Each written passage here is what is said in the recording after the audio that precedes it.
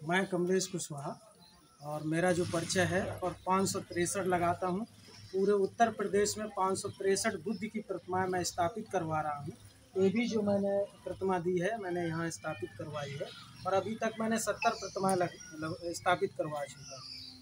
और इसका स्थापित करवाने का उद्देश्य यही है, जब मैंने पेरियार ललन सिंह यादव को पढ़ा, बाबा साहब अम्बेडकर साहब को पढ़ा, ज्योतिबा फूले को पढ़ा तो मुझे बुद्ध को पढ़ा तो मुझे लगा कि हमारा और जो समाज की व्यवस्था देखी तो मैंने कहा मेरा लगातार जो समाज है प्रतिमाओं की तरफ भाग रहा है, और जब प्रतिमाओं की तरफ भागेगा, मंदिरों की तरफ भाग रहा है, तो मैंने दिमाग लगाया कि क्यों ना जो वास्तविक समाज में हमारे बहुजन महापुरुषों में जन्मे और उनको दूर रखा जा रहा है, उनकी प्रतिमाएं क्यों ना लगाई जाए। इसलिए मैं लगातार 563 पूरे उत्तर प्रदेश में प्रतिमा लगा रहा हूं। और ये पेरियार साहब की जयंती की शुरुआत मैंने 10 लोगों को यहीं पे इनके गांव में 2016 में शुरुआत की थी और आज जो है बड़े स्तर पे हो रही। ब्रजेंद्र यादव जो हैं वो अगुवाई कर रहे हैं और अच्छी अगुवाई कर रहे हैं। आज वो पूरे देश में भ्रमण भी करते हैं, कार्यक्रमों में जाते हैं। और पेरियार साहब ललन साहब के विषय में ये बोलूँगा कि जो उन्होंने तर्क दिया है, बहुजनों को जो तर्क दिया है, वो वास्तव में मनवाद की जड़ उखाड़ने वाला तर्क है। उन्होंने उस समय तर्क दिया था कि जो इन्होंने कहा कि ये काल्पनिक व्यवस्थाएं हैं और इनको कैसे हम लोगों को भ्रमित किया गया है। जो सच्ची रामायण उन्होंने चाबी दी, रामायण वाल्मीकि रामायण में क्या लिखा है, इस विषय पर उन्होंने जो तर्क दिया तो आज वो साबित हो रहा है कि राम के नाम पर जो वोट लिया गया आज भाजपा सरकार बनी। और उन्होंने उस समय कहा गया था कि हमारे बहुजन को भ्रमित किया जा रहा है इसके माध्यम से। तो सत्ता में, अर्थ में, यहाँ देखिए पूरे भारत में मंदिर जितने बने हैं, एक भी बता दीजिए कितने लोग हैं जो मंदिरों में आज इस समय ओबीसी का या एससी का या बहुजन कोई भी व्यक्ति जो जहाँ चढ़ावा ज्यादा हो रहा है। राम मंदिर का ट्रस्ट बनाया गया, एक भी बता दिए ओबीसी का कोई व्यक्ति राम मंदिर ट्रस्ट में हो और उसका तुरंत यानी कि 10 मिनट के अंदर उस जमीन का ट्रांसफर होता है, 8 करोड़ का घोटाला होता है। ये मैं नहीं कह रहा हूँ, ये मीडिया कह रही है। और जब वहाँ खुदाई होती है राम मंदिर की तो वहाँ पे निकलता है बुद्ध और अशोक निकलते हैं। ये सबने देखा सोशल मीडिया में जो वीडियो कुछ बने थे। तो मैं जो सच्ची रामायण की चाबी जो पेरियार साहब ने लड़ाई लड़ी, या भारत में किसी यानी ईबी रामास्वामी के पहली लड़ी, फिर उसके बाद पेरियार साहब ने लड़ाई लड़ी, जो हिंदी में अनुवाद उन्होंने दिया हमें सच्ची रामायण की चाबी।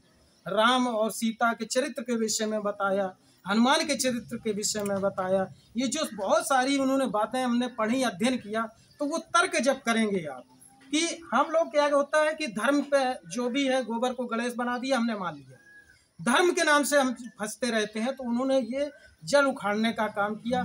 जैसे अभी कहते हैं राम सेतु की बात करते हैं लोग कि राम सेतु मिला और राम सेतु है, तो मैं कहता हूं कि उस समय के विज्ञान ने अभी तक, नासा ने या कहीं भी किसी ने सर्च किया हो कि राम सेतु 12 अभी तक मिल चुके हैं, भारत में नहीं अदर कंट्रियों में मिले हैं। तो उन्होंने प्राकृतिक कटाव के कारण बताया।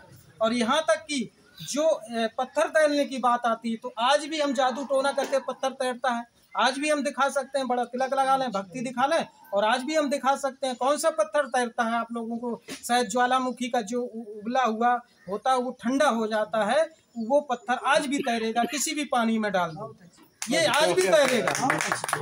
तो ये तर्क है, विज्ञान है। तो इन्होंने जो हमें पेरियार ललन सिंह यादव ने जो हमें तर्क दिया, विज्ञानवादी बनाया। आज हम लोग अंधविश्वास, आज हमारे समाज के ओबीसी एससी समाज के लोग कामत ढोने का काम कर रहे हैं। अगर यही कामत ढोने वाले अगर यही आंदोलन करते हैं, जो आज आरक्षण जा रहा है, आरक्षण खत्म किया जा रहा है, संविधान खत्म किया जाने की बात कर रहे थे तो बच गया थोड़ा सा, ठीक है संविधान। यही लोग जो कामर की तरफ भाग रहे हैं, ये अपने हक अधिकार की तरफ अगर भागने लगे इतने लोग, तो इनकी मजबूरी हो जाएगी हम लोगों को दें पूरा संविधान।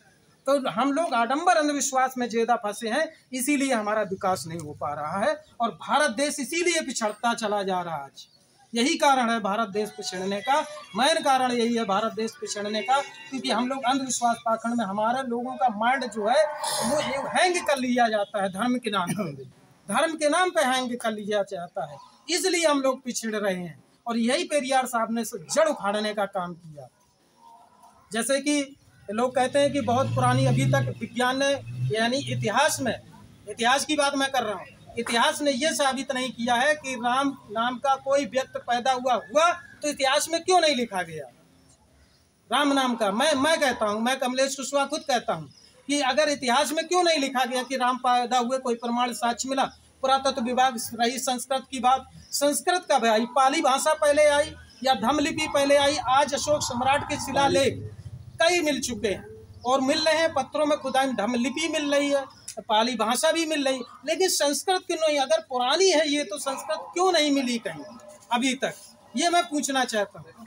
तो लोगों ने जो है समाज को गुमराह करने की कोशिश करी है दूसरे लोगों ने, और ललई सिंह यादव जी ने इसको जो है बेनकाब कर दिया। बिल्कुल बिल्कुल बिल्कुल बेनकाब उन्होंने किया है। और सच्ची रामायण जो चाबी दी है इसको सबको पढ़ना चाहिए और सबको सब हर घर में पहुंचनी चाहिए। बहुत बहुत धन्यवाद।